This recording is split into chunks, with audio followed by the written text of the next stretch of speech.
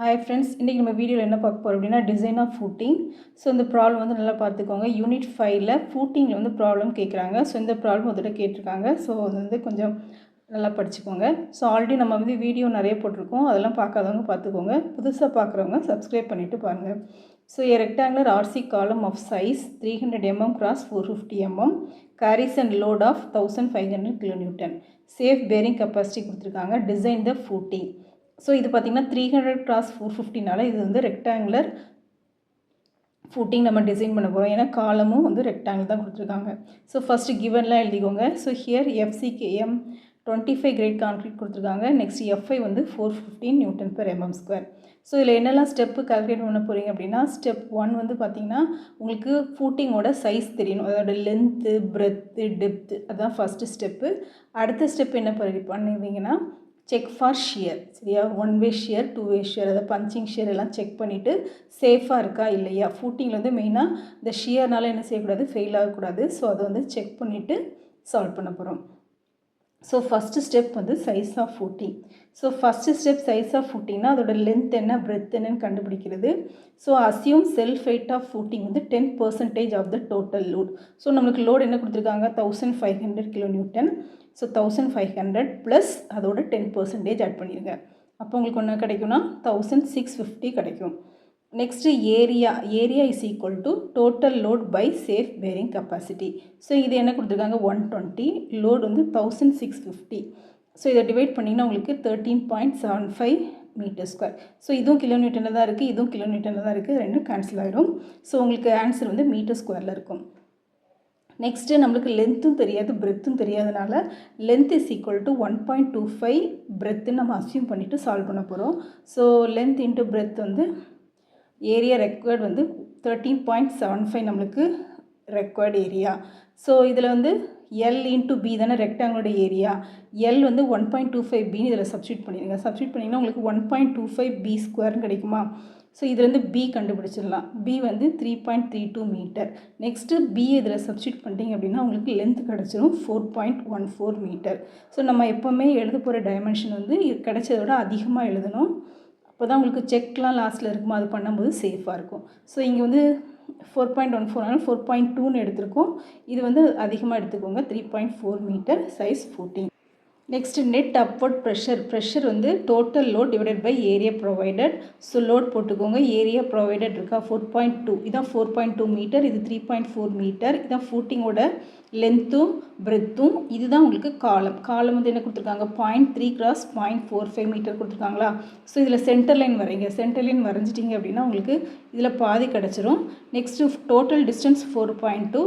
இப்போ remaining distance எவ்வளோன்னு கண்டுபிடிச்சிடலாம். ஸோ இது வந்து 1.875. ஸோ நெட் அப்வர்ட் ப்ரெஷர் வந்து 105.04 kN/m².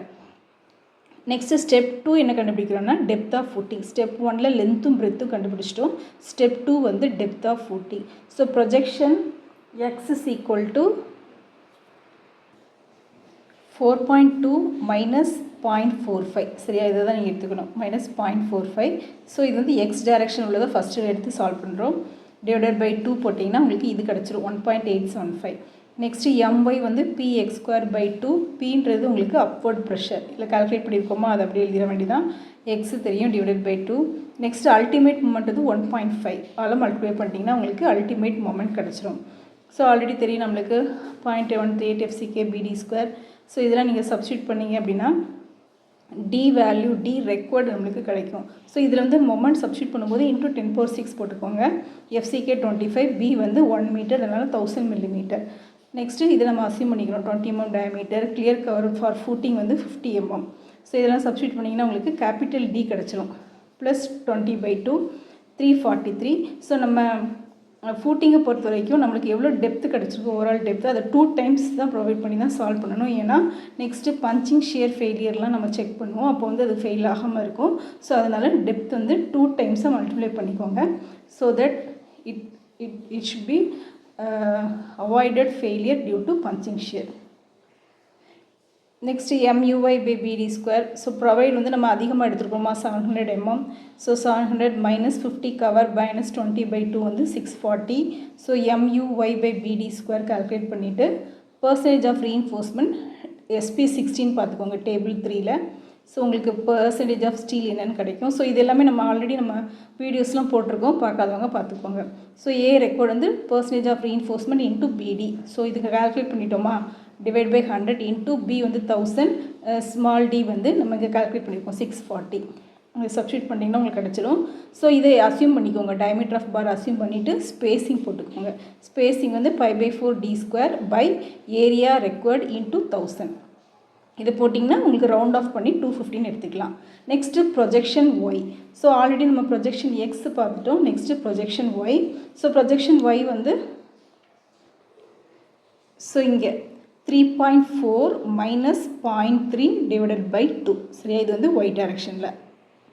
நெக்ஸ்ட் இது எல்லாமே அதே ஸ்டெப் தான், இதுக்கு முன்னாடி செஞ்சோம்ல, அதை ஒய்ன்னு போட்டு செஞ்சோம், இது வந்து எக்ஸ்ன்னு போட்டு செய்வோம். அதே மாதிரி தான் அப்படியே சால்வ் பண்ணிட்டே வந்தீங்கன்னா உங்களுக்கு ஏஎஸ்டி கிடச்சிரும். ஏஎஸ்டிலேருந்து நீங்களே ஒரு பார் அசியூம் பண்ணி ஸ்பேஸிங் போட்டு ப்ரொவைட் பண்ணிக்க வேண்டியதான், same as that of the previous step. So இதெல்லாம் போட்டிங்கன்னா உங்களுக்கு ஸ்பேஸிங் வந்து 350 mm வருது. நெக்ஸ்ட் ஸ்டெப் 3 வந்து check for one way share. So VU is equal to 1.5 P into shaded area. So இதுதான் உங்களுக்கு கிடச்சிச்சா 0.64. ஸோ டோட்டலாக உங்களுக்கு தெரியும் 1.875 மைனஸ் 6. ஸோ இதுலேருந்து இது வரைக்கும் என்னது 1.875. இங்கே இருக்குது பாருங்கள், 1.875 தான் இந்த காலத்துக்கும் இந்த ஃபூட்டிங்க்கும் இடையில உள்ள டிஸ்டன்ஸ். ஸோ 1.875 மைனஸ் 0.64 போட்டிங்கன்னா உங்களுக்கு இந்த டிஸ்டன்ஸ் கிடச்சிடும். சரியா, ஸோ 1.5 இன்ட்டு இது வந்து upward soil pressure into shaded area. Shaded area வந்து பெர் மீட்டர் வித் 1 இன்ட்டு இந்த டிஸ்டன்ஸ் 1.875 மைனஸ் 0.64. இது போட்டிங்கன்னா உங்களுக்கு ஷியர் கிடச்சிரும் 194.58 kN. Next percentage of steel provided 100 ASP by BD. So ASP calculate பண்ணணும். ஏஎஸ்பி கால்குலேட் பண்ணுறதுக்கு இதான் ஃபார்முலா 1000 இன்ட்டு 5/4. நம்மளே 20 mm டயமீட்டர் வரை அசியூம் பண்ணியிருக்கோம். ஸோ ஏஎஸ்பிக்கு இதான் formula 1000 into 5/4 20² divided by spacing into 1000. So இதை போட்டிங்க அப்படின்னா உங்களுக்கு ஏஎஸ்பி கிடச்சிரும். ஏஎஸ்பி 1256. இதை வந்து என்ன பண்ணுறீங்க, இதில் சப்ஸ்டியூட் பண்ணுங்கள். ஸோ ஃபஸ்ட்டு ஏஎஸ்பி கண்டுபிடிச்சிட்டு இதை வந்து இதில் சப்ஸ்டியூட் பண்ணுங்கள். சப்ஸ்டியூட் பண்ணிங்கன்னா உங்களுக்கு கிடச்சிருமா, BD 640. So 0.2%. So table 19. So already இதெல்லாம் நம்ம போட்டிருக்கோம். ஸோ எப்படி கால்குலேட் பண்ணணும்னு. Next shear resisted by concrete வந்து டவுசி பிடி. ஸோ டவுசி வந்து நம்ம கால்குலேட் பண்ணிட்டோம் 0.325. இது வந்து M25 எடுக்கணும். ஏன்னா ப்ராப்ளத்தில் என்ன கிரேட் கொடுத்துருக்காங்கன்னு பார்த்துக்கோங்க. நீங்களே ஒரு கிரேட் அசியூம் பண்ணிங்கன்னா தப்பாயிடும். ஸோ என்ன கிரேட் கொடுத்துருக்காங்களோ அதுக்கு தான் டவுசி வேல்யூ கால்குலேட் பண்ணணும். So table 19 of your code book. So 0.325 into 1000, B வந்து 1000 இன்ட்டு D வந்து 640. ஸோ இதை கால்குலேட் பண்ணிங்கன்னா உங்களுக்கு 208 kN கிடைக்கும். இட் இஸ் கிரேட்டர் தென் இது 194.58 kN. Therefore it is safe and shear. Next step 4 வந்து check for 2-way or punching shear. So punching shear வந்து it is acting at a distance of D/2 from the face of the column. So நம்ம code படி it is acting at D/2 from face of column. So already நம்மளுக்கு upward pressure கிடைக்கும் 105.04 kN/m². இதை வந்து Nm/mm² மாற்றிக்கோங்க. சரியா, into 10⁻³ மாற்றினீங்கன்னா newton வரும். டிவைடட் பை 10⁻6 போட்டிங்கன்னா mm² மாறிடும். ஸோ இதுதான் உங்களுக்கு காலம். உள்ளே இருக்கா சின்ன பாக்ஸ், அதுதான் உங்களுக்கு காலம். அதுக்கு வெளியில் இருக்கிற வேல்யூ தான் வந்து உங்களுக்கு இந்த ப்ரொஜெக்டட் 0.3 + 0.64 இங்கே கொடுத்துருக்கோமா. ஸோ 0.64 தான் அந்த எக்ஸ்ட்ரா அந்த projection. Next length 4.2 3.4 metre. So இந்த டிஸ்டன்ஸ் வந்து ஆல்ரெடி காலமோட சைஸ் வந்து 0.45 ப்ளஸ் அந்த எக்ஸ்ட்ரா ப்ரொஜெக்ஷன் வந்து 0.64. ஸோ போட்டிங்கன்னா உங்களுக்கு 1.09 கிடைக்கும். ஸோ இங்கேயும் அதே மாதிரி தான் 0.3 + 0.64. ஸோ VU2ன்றது upward pressure P into shaded area. So shaded area உங்களுக்கு இருக்கா, இதுதான் டோட்டல் லோடு 4200 mm சப்ஸ்டியூட் பண்ணணும். ஏன்னா இங்கே எல்லாமே mm² இருக்குது. ஸோ நம்ம ஷியர் ஸ்ட்ரெஸ் எல்லாமே mm தான் கால்குலேட் பண்ண போகிறோம். ஸோ இது வந்து 4200 இன்ட்டு இது வந்து 3400 மைனஸ் இந்த டிஸ்டன்ஸ், இந்த அடுத்த பாக்ஸ் இருக்காது 1.09. இங்கே வந்து என்னதுன்னா 9.94 இன்ட்டு 1000 போட்டிங்கன்னா 940. இதுவும் இன்ட்டு 1000 போட்டுக்கோங்க. ஸோ அப்போ தான் உங்களுக்கு மில்லிமீட்டரில் கிடைக்கும். ஸோ VU2 வேல்யூ தெரிஞ்சிருச்சு. ஆக்சுவல் ஷியர் ஸ்ட்ரெஸ் நம்ம ஆல்ரெடி நமக்கு தெரிஞ்ச ஃபார்முலா தான், VU shear by B2 into D. So இதை நீங்கள் சப்ஸ்டியூட் பண்ணிக்கோங்க. எதுக்கு ரெண்டுனா, ரெண்டு சைடு இருக்கா, இங்கே ஒன்று இருக்குது, இங்கே ஒன்று இருக்குது, இங்கே ஒன்று இருக்குது, இங்கே இன்னொன்று இருக்குது. ஸோ அதனால் 2ஆல் மல்டிப்ளை பண்ணியிருக்கோம். ஸோ டவ் B உங்களுக்கு கிடச்சிரும். So KS into tau C உங்களுக்கு ஃபார்முலா 0.25 ரூட் எஃப்சிகே. எஃப்சிகேன்னு வந்து இங்கே M25 கொடுத்துருக்காங்க. ஸோ 25 சப்ஸ்டியூட் பண்ணிங்கன்னா 1.25 கிடச்சிரும். Next allowable shear stress K S வந்து கால்குலேட் பண்ணணும். கேஎஸ்க்கு இதுதான் formula. 0.5 plus short side dimension of the column, long side dimension of the column. Short side வந்து 300 mm ப்ளஸ் 450 mm. ஸோ இதை சப்ஸ்டியூட் பண்ணிங்கன்னா 1.17 வரும். ஆனால் வேல்யூ வந்து கிரேட்டர் தென் 1 இருக்கக்கூடாது. அதனால் நம்ம 1ன்னு எடுத்துக்கிட்டோம் கேஎஸ். ஸோ கேஎஸ் 1 இதில் சப்ஸ்டியூட் பண்ணிட வேண்டியதான். டவுசி இங்கே கிடச்சிருச்சு 1.25. இதை சப்ஸ்டியூட் பண்ணிங்கன்னா உங்களுக்கு 1.25 வரும். ஸோ இது வந்து it is less than tau v. So அதனால் இட் இஸ் சேஃப். சப்போஸ் இது சேஃப் இல்லைன்னா நீங்கள் எல்லாமே டைமென்ஷன்லாம் மாற்றி ஃபஸ்ட் ஸ்டெப்லேருந்து திரும்பி செய்கிற மாதிரி இருக்கும். So that's all. Thank you for வாட்சிங். If you like this video please subscribe our channel.